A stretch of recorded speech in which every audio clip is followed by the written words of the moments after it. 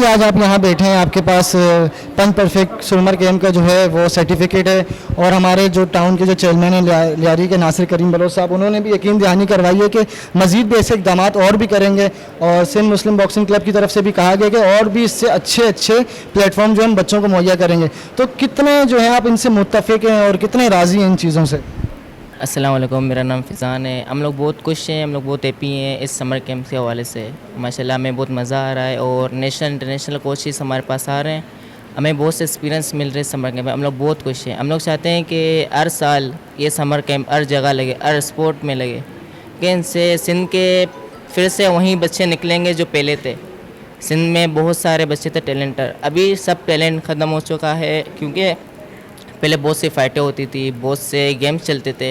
अभी ऐसा कुछ भी नहीं हो रहा। इंशाल्लाह गवर्नमेंट से हम लोग रिक्वेस्ट करते हैं, आगे जाके हमें भी हमारा फ्यूचर बनाना है इंशाल्लाह ताला। अब हर साल ये समर कैंप लगा है, इंशाल्लाह हम लोग सारे हिस्सा लेंगे और सिंध के बच्चे इंशाल्लाह निकलेंगे।